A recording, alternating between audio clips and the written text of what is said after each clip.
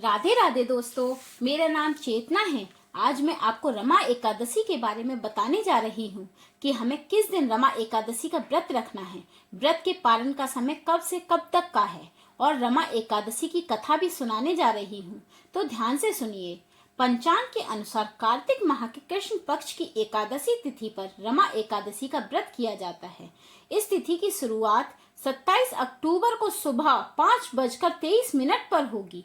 वहीं इसका समापन 28 अक्टूबर को सुबह 7:50 पर होगा। ऐसे में 27 अक्टूबर को रमा एकादशी व्रत किया जाएगा। एकादशी व्रत पालन करने का मुहूर्त इस प्रकार है।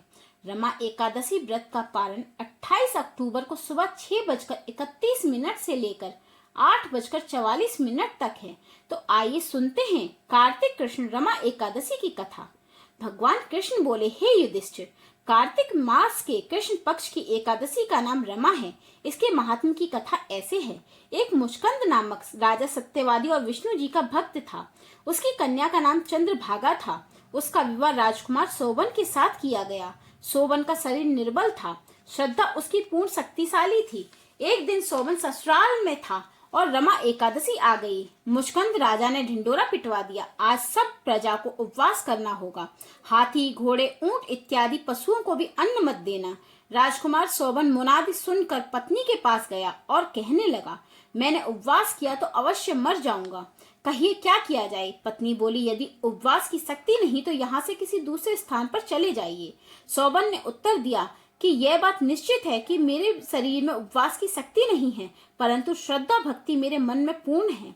वह शिक्षा दे रही है कि चाहे शरीर छूट जाए, व्रत को न तोड़ूंगा। अतः उसने रमा एकादशी का व्रत किया। भूखा प्यासा दिन को व्यतीत किया। कष्ट पाकर रात्रि को भी जागरण कर निकाल दिया। प्रातः होने से प्रथम प्राण त्याग दिए। व्रत के प्रभाव से उसे इंद्राचल पर्वत पर रतन जड़ित उत्तम नगर प्राप्त हुआ। यहाँ इंद्र के समान आनंद लेने लगा।